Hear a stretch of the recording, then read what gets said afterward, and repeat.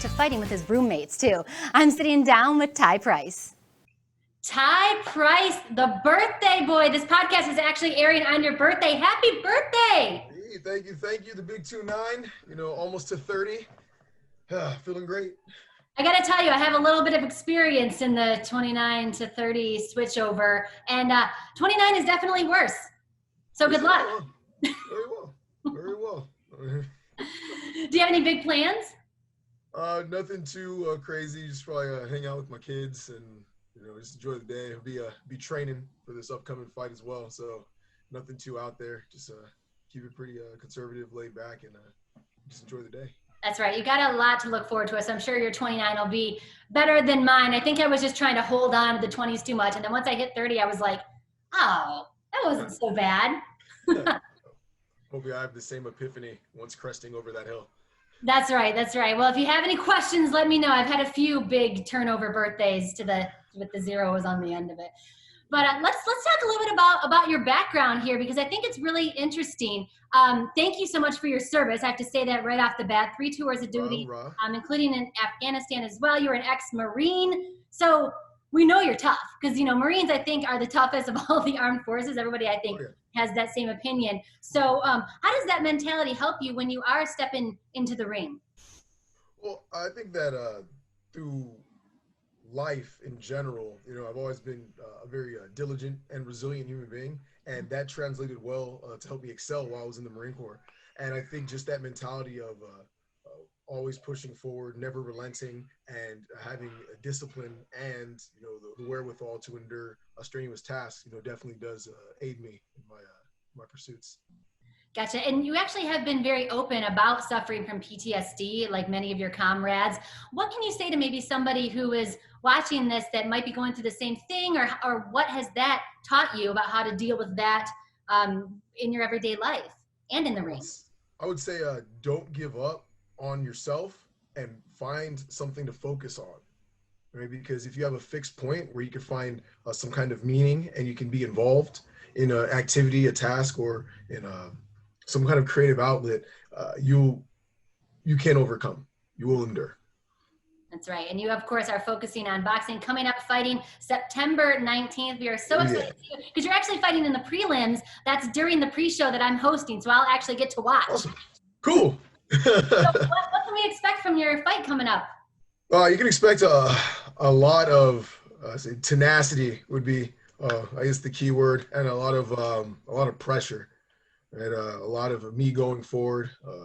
One of my greatest attributes is my stamina and my endurance.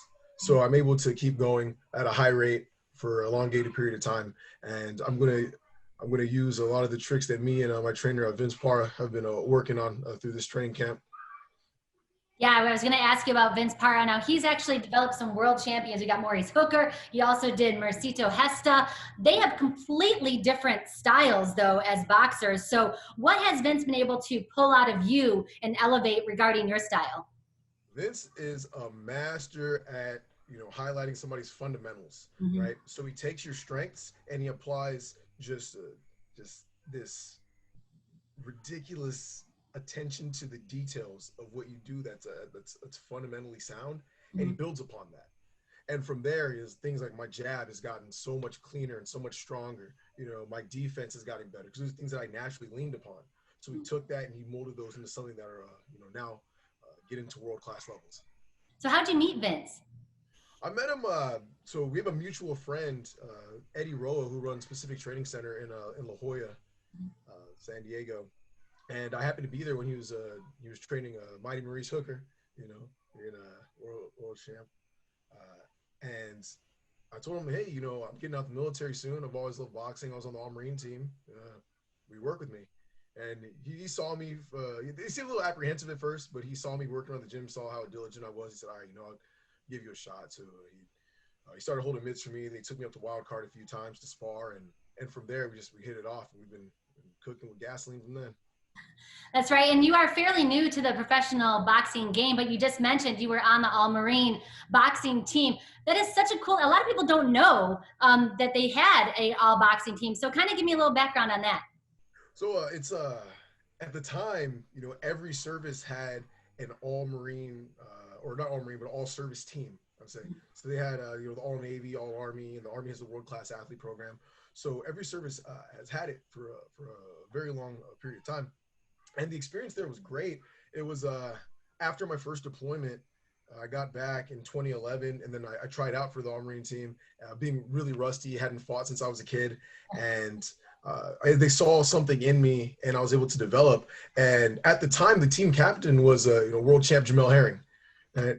So we had similar we had similar styles, but of course he was way better than I was then. He's still better than I am now. It's been a while since you had gotten in the ring now. Indeed. But he helped me refine certain things. His diligence and work ethic as a leader helped bring us to the first, I think in 21 years at the time, it was the first time the Marine Corps had beat the Army in the All Service Championship, and that was a momentous occasion. It was great. And so you don't just fight other branches of the military, though. I know you guys are fighting other good fighters. You're going to competitions. Yeah. You know, you're fighting on a national level, and I don't think a lot of people realize that. So how did that prepare you to choose a career in boxing? So it was it's actually interesting. They disbanded the All Marine boxing team in 2013 because they had a few concerns about TBI and some funding and a handful of other issues that were happening behind the scenes.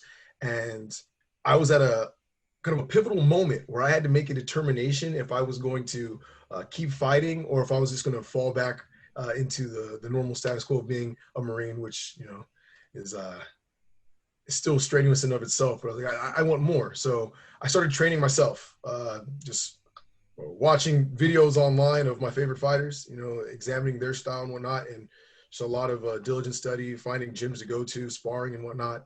And in 2013, I had trained myself to get to not only the regional level of the Golden Gloves, winning there, and then going to the national and taking third in 2013. And I had repeat success in the region in 2014.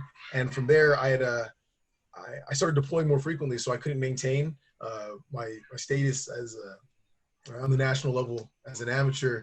But it was always something that was on the forefront of my mind to do. So it definitely did help prepare me, because I had a lot of great fights in the amateurs against some top-level guys.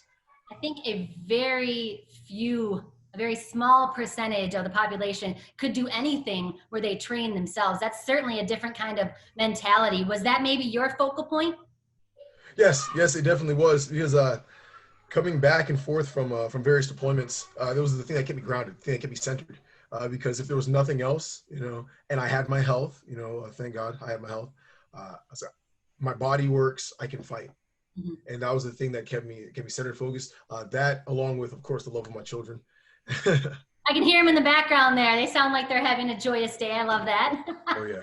Hopefully they're not fighting yet, because it turns the kids. Oh, yeah. Now, you know, it's interesting that going back to the Marines that, you know, you're boxing, you become your own unit.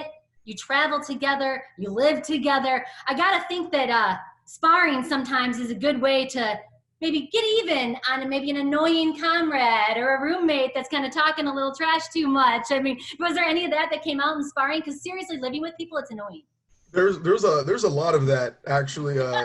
Whilst on the All Marine boxing team, everybody there knows a great athlete, and we live in close quarters. All of us were roommates or at least next door neighbors in the barracks. HP 55 on Camp Lejeune, shout out. And there was times where we would scrap in the room sometimes. Other times we put gloves on and just hop in the ring after hours. But there was always there was no shortage of practice time when it came to art of altercation. Like, you stole my toothbrush. I know it was you. I'm gonna knock you out. Right. I had my roommate at the time, Adil Watford, great guy, great American. We got to a fight over food one time, and that isn't worth something worth fighting over, I gotta say. I mean, he put a hurting on me in our room, you know. Were you stealing food? I wasn't stealing. I was persistently asking for what he had, you know, because, you know, sometimes you're cutting weight, you're hungry and whatnot, you know. Get to that primal, you know, fight or flight, and everybody had the fight in them. Yeah. So like, oh, what's gonna happen? What are we gonna do? And he just happened to edge me out that day. Now you are undefeated, 4-0. Do you think you made the right career choice? I mean, you're doing pretty well. I do think I made the right career choice. I've been progressing, fairly quickly, not as fast as I'd wanted because of how COVID played out. I wanted to have 10 fights by the end of this year, but as long as I can keep progressing forward, I'll be happy.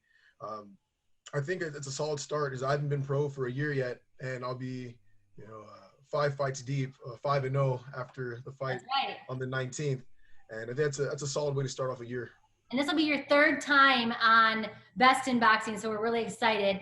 Like I said, I get to see you this time. I'm really happy about that. But how has COVID changed the way that you've been training, and are you ready to step into the ring? Oh, definitely ready. More than ready. So COVID took me out of conventional training methods, but I'm used to training myself. So I've been doing things in a non-standard fashion for a very long time. So it's just been a lot of running, because that's something I like to do. It's cathartic for me. And meeting up with fellow professional boxers in garages, parks, wherever, and getting those rounds in to make sure we stayed sharp.